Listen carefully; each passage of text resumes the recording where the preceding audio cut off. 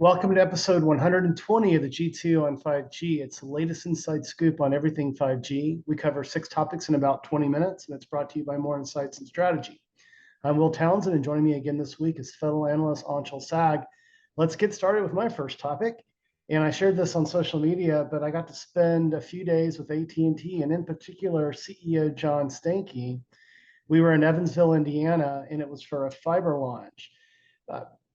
AT&T had announced in October of last year its investment with the city of Evansville, and also the state government is involved in this as well. But it's about a $40 million project, and from a matching perspective, AT&T is putting up $3 to every $1 that the city of Evansville is investing.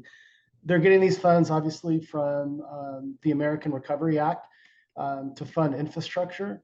And Evansville is in a fairly remote part of Indiana. It's very agrarian, and it was exciting to be there. I got to spend the day with John, and I was invited as the only analyst. There was one reporter from Bloomberg that was invited as well, and I got to ask John a question around his thought on satellite with respect to what we've covered in the past, the iPhone 14 support for emergency communications, as well as the T-Mobile SpaceX tie-up.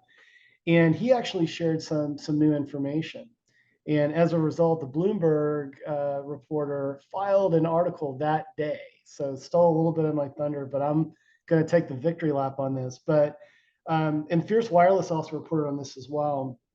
But when I asked John like how he thought satellite connectivity would factor into the overall networking fabric, for mobility, he said, well, we've been working with AST SpaceMobile for about 18 months, and they had been doing this, well ahead of what T-Mobile had announced with SpaceX.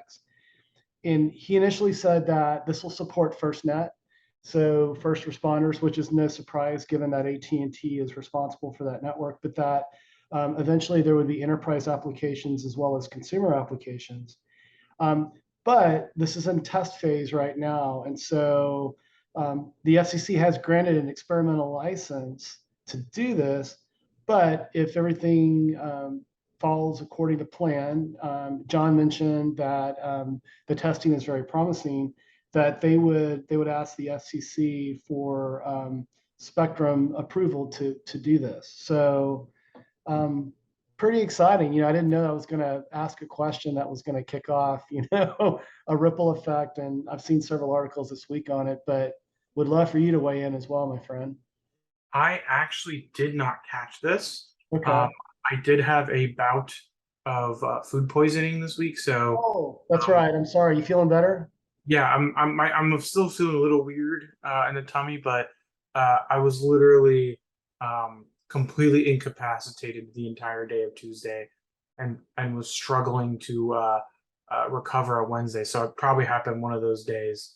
But yeah, the thing that I find interesting, and this might be a little bit of a foil to the AT&T announcement, is we know that there's already vendors out there like Link Mobile that have commercial licenses in place with the FCC. So I'm a little bit hesitant to say that AT&T is necessarily further ahead than some other players in the market with their partnership with AST SpaceMobile, because they technically don't have this FCC license for commercial operations yet.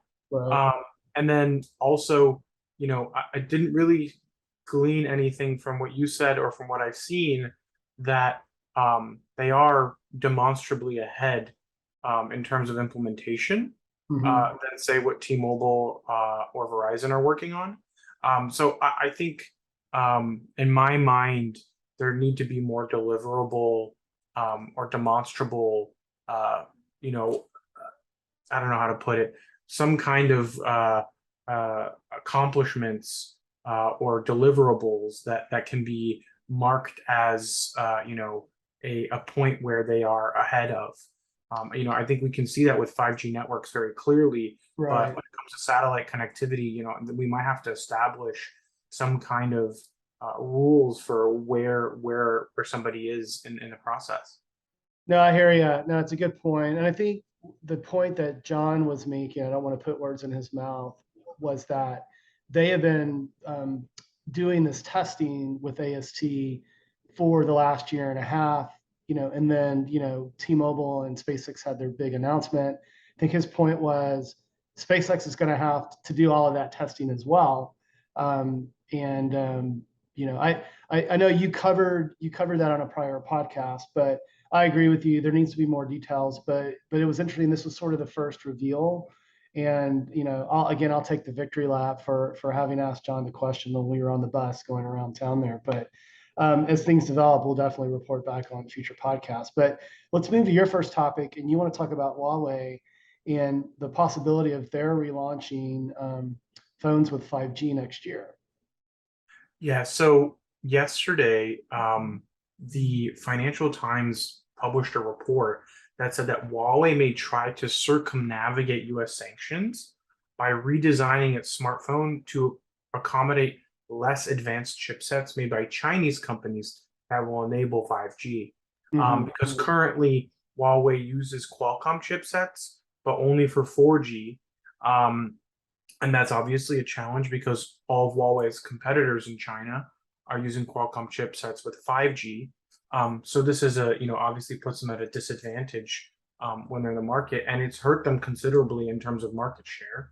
Um, the problem I find with this story is I'm not aware of there being any really competitive 5G chipsets. There are some 5G modems in market, but the most advanced 5G chipsets out of China were Huawei's, Right. and they can't produce them anymore because they can't work with TSMC. So I think as far as making this happen, they would have to redesign a lot of their products to accommodate a third party modem supplier. Mhm. But you know, I don't really see this being a viable option. Um, I could see, somebody in China. Um, I'm just trying to think. There's some vendors, some silicon vendors in China that could potentially do this, but spinning up a 5G modem is not easy, as No. Apple has made very clear. Right. And I'd love to hear your take on this. Well, yeah, no, I mean, I think it's a stretch, right? And I think one of the concerns that was echoed about Huawei's solutions was a lot of infusion of machine learning and AI, and the way the company positioned it, I recall, was around sort of okay, understanding how users use their phones. So if they're more email centric or more web browser centric, then that machine learning, integrated into what I recall was the Kirin chipset, would sort of adjust performance accordingly. And so I think obviously there's concerns there around spyware and that sort of thing, and the possibility of Huawei leveraging things like machine learning, to spy and snoop and that sort of thing. And but I also agree with you. I mean, you're much closer to the end device market than I am, but I'm also not aware of any Chinese vendors that are developing cellular modems to any degree, to any volume. And to your point, most of the Chinese smartphone handset manufacturers are leveraging Qualcomm. So And yeah, there's only really one Chinese homemade 5G vendor yeah. for modems because it used to be Huawei and there's Unisoc, right? Okay.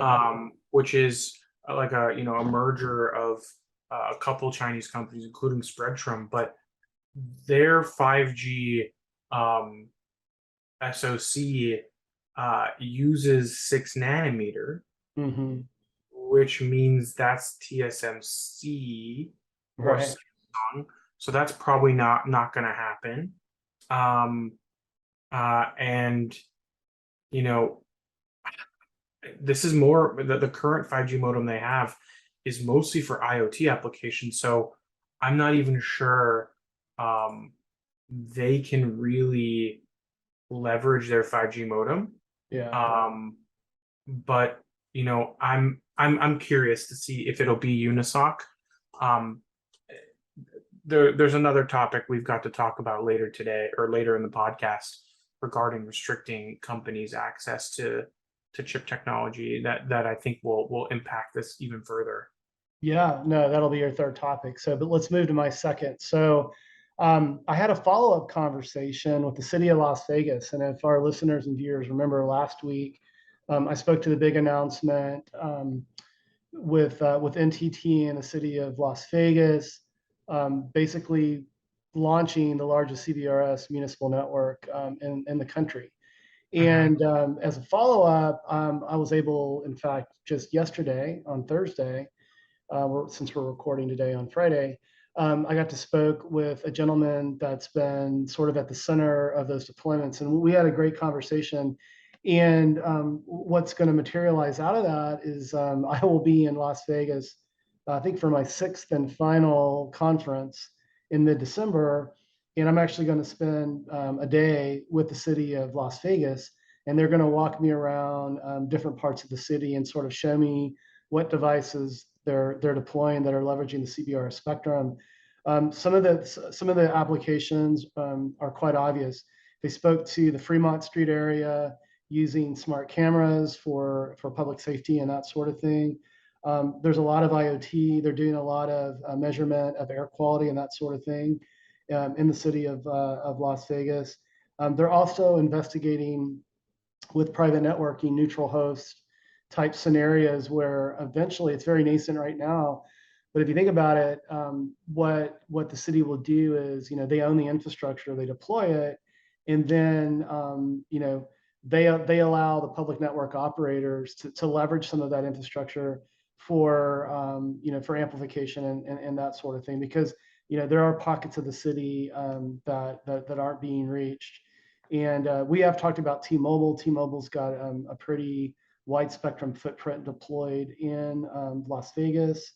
Yep. They're also powering that fractional rental car service, Halo, and Which that is and that's funding recently, actually. yeah, and they were funded again. And if our viewers and listeners remember, that is an autonomously piloted car that is delivered to you when you hail it, and then you get in and you drive it, right? So it's sort of like the Go car or whatever, but it's autonomously piloted to you.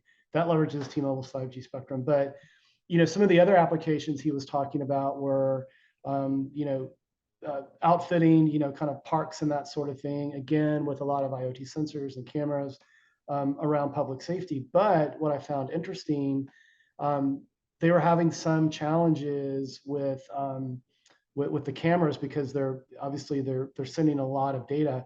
So they've actually done some millimeter wave deployments as well, and didn't quite understand, how they're getting access to that spectrum. But they're experimenting with a lot of different things, and I'm looking forward to getting back in December and spending time and walking a lot of the infrastructure deployments and planning a Forbes article as well. But clearly there was a lot more detail behind that announcement, and the use cases are very, very diverse and they're very, very wide. And at the end of the day, on-go CBRS spectrum, given it's in that 3.5 to 3.7 gigahertz range, provides that great optimal balance of propagation and performance, which makes it ideally suited for a lot of these applications. I don't know if you have anything further to add or any observations, but would love to hear it. I was gonna say millimeter wave. They probably could use some unlicensed spectrum for that, like Sure. 60 gigahertz. Hmm. So that's one of the bands that's pretty popular for millimeter wave and online Okay. for kind of private networks. I think Meta's terahertz uses 60 gigahertz. Hmm. They might even use 70. And then yeah, I think I think the way to look at like these kinds of bandwidth problems, the way you described it, to me it sounds like that's a great application for millimeter wave. Yeah. Adding capacity in places where you need it, as opposed to just deploying it willy nilly. And Yeah, I think it's really interesting. When are you going to be in Vegas? Because I might also be there at the same time. Yeah, come tag along with me. It'll be mid-December. It's like the 12th through the 15th. And I yeah, think I and so, might just miss you because I'll probably be in New York around, ah, but bummer. I'll be in Vegas for AWS. There you go. Well, maybe I can get you a second tour because they were pretty stoked to tell me all about it. But stay tuned. There'll be more on that subject. But we're going to continue to talk about satellite this week. And so you want to talk about SpaceX, and they've been sort of focused on this 12 gigahertz 5G debate with Dish, and you want to talk about that a little bit more.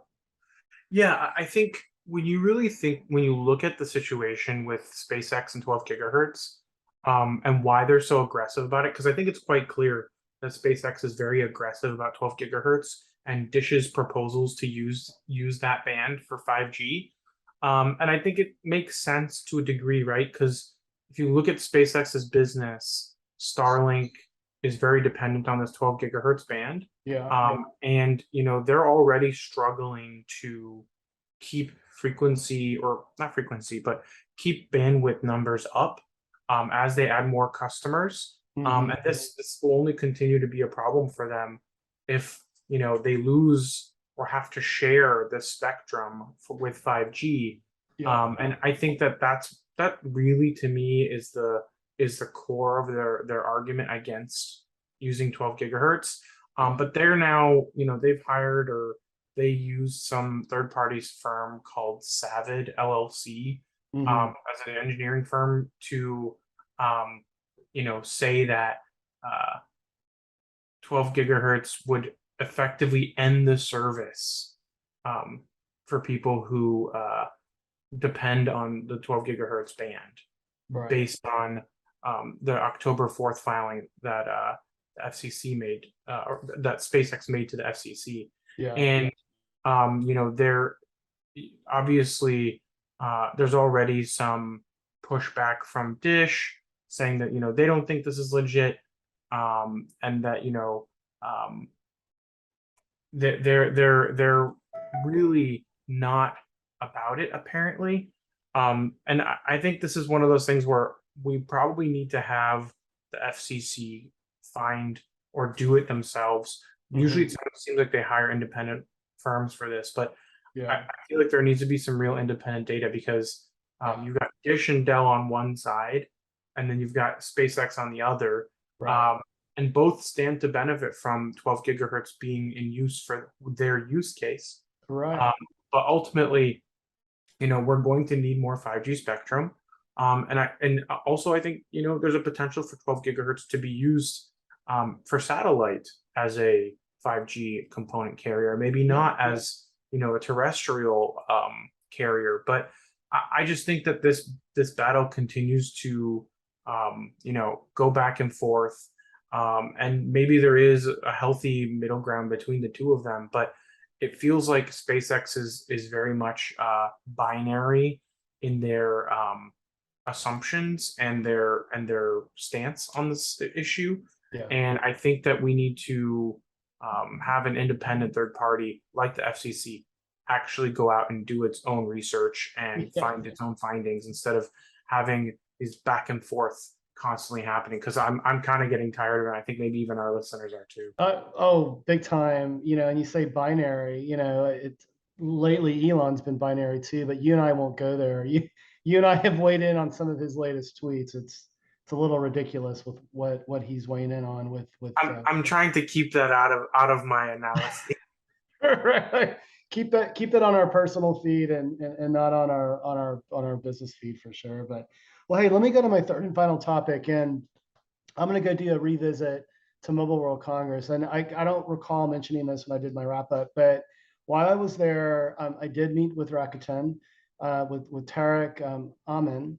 And I tell you what, man, he's a visionary. You get excited just being with him in the room. And we talked a lot about the success of Symphony and Symware in particular. And so that's what I want to talk about today. So there was an article published in Light Reading just recently that sort of spoke to kind of where Symware has come.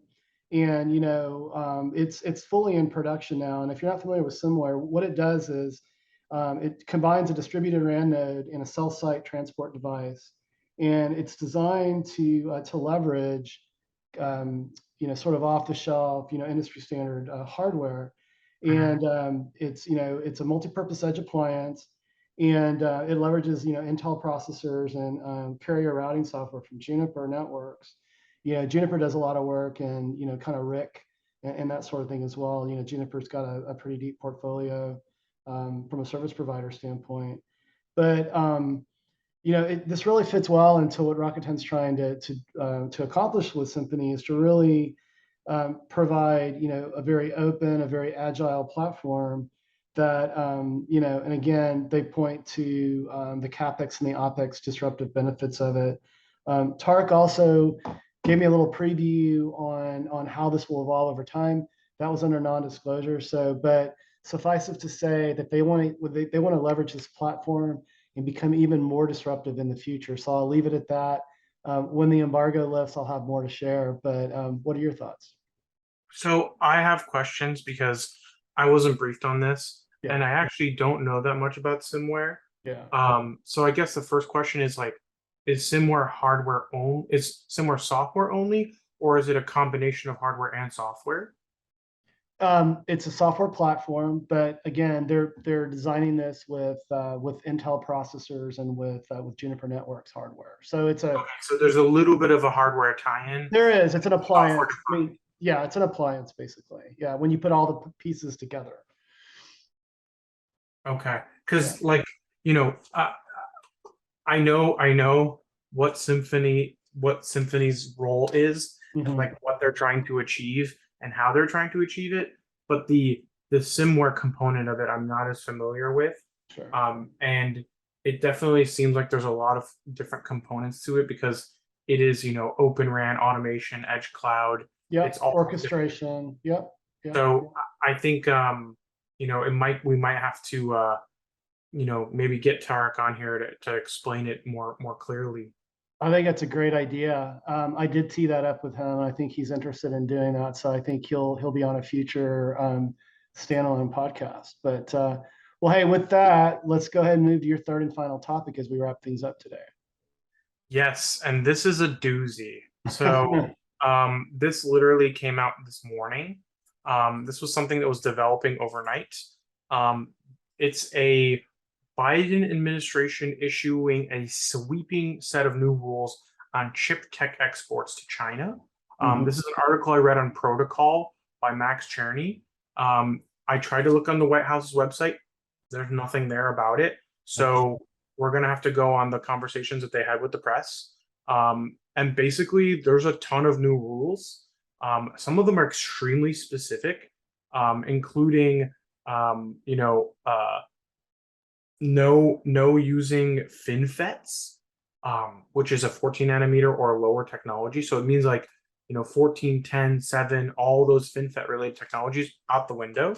Hmm. Um, a DRAM, even on DRAM, there's specific memory for memory tools, tools capable of fabricating flash storage chips with 128 layer tech or greater, which means higher density memory chips out the window as well. DRAM that is made with 18 nanometer half pitch or less, so more low nanometer, denser chips also out the window. Um, strict rules on servicing of maintenance tools, which is obviously like an adjacent thing, but it's Yeah. also like a potential opportunity. Um, and even any U.S. citizens currently servicing or supporting tools on the restricted list will have until Wednesday to halt their activity. Oh my God. Um, and then there's also like the U.S. will block exports of items to China that could be used to make its own chip manufacturing tools, such as photolithography, light source, and other specialized components, aka ASML stuff. Right. Um, and then there's also Commerce Department stuff. It's a very sweeping list. I highly recommend you read it on Protocol. I'll add the link at the end of the description because Okay. it's a lot to absorb. I posted it on our socials as well, but it says that officials said that 31 Chinese entities will be added to the unverified list. a group of companies that U.S. government believes could send tech that they buy to restricted entities. And for 28 Chinese organizations already on the list, Commerce is expanding the scope of controls, including preemptively or presumptively denying any licenses because of the risk that tech could be diverted to the Chinese military. So a lot of this is really about, at its core, blocking advanced computing and artificial intelligence applications from being, used by the Chinese military, Right. using American software, IP and tech to essentially build its own capabilities. Because there used to be a multi-decade rule that we would keep the U.S. government would keep the Chinese government, two generations behind. But now they're like, generations be damned. We're just setting hard stuff. This is nuclear. Yeah, and I think it's very interesting because it's going to make it very difficult for companies like AMD, NVIDIA. Intel already had restrictions put on it. Right. So we'll see what happens. I think it's going to take a while for the industry to absorb exactly the magnitude of this announcement. But I think that this is going to make it a lot harder to sell chips to Chinese companies. Yeah. And how they and the tools to make chips to Chinese companies as well. Right. Well, this is interesting. The Trump administration started this assault on Huawei in particular. We talked about Huawei earlier, as well as the Chinese supply chain. And this current administration is doing the same. So, I mean, clearly there's plausible concern and evidence that,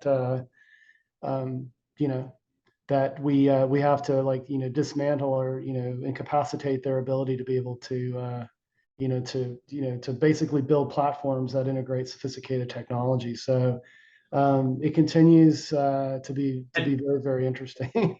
I genuinely think that if they are cut off, they'll most likely just steal the technology, Right. any way possible.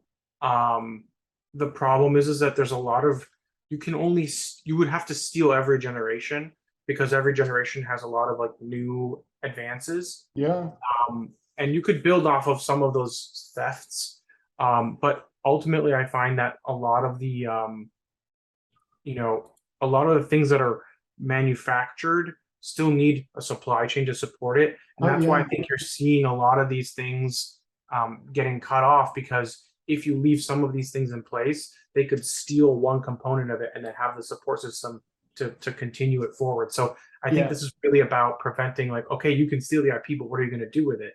You don't have anyone to supply you to do that. So I think it'll take China decades to catch up, even if they are cut off. Yeah, I agree. And this was probably a year ago, maybe longer ago than that, but we were talking about Huawei in particular and their high silicon business unit, and how that was really just a design arm. Certainly did not have any fabrication capabilities. They were using TSMC and others as well. And in order for them to pivot, they would have to develop those capabilities. Well, it sure looks like the federal government is finding a way to cut them off at the knees, so they can't do that. But yeah, man, this was pretty interesting. I'm actually going to spend some time when you post the link as well, because I really want to kind of dig into this. But it's been another great podcast. I just want to say, hook 'em horns. I'm headed to Dallas for the big Texas OU game. But buddy, why don't you take us home? I'm gonna say go Padres. They play the Mets today. Yeah, there you go. They're in the playoffs. Good. The haters are there. They don't think we're gonna win. I hope we do.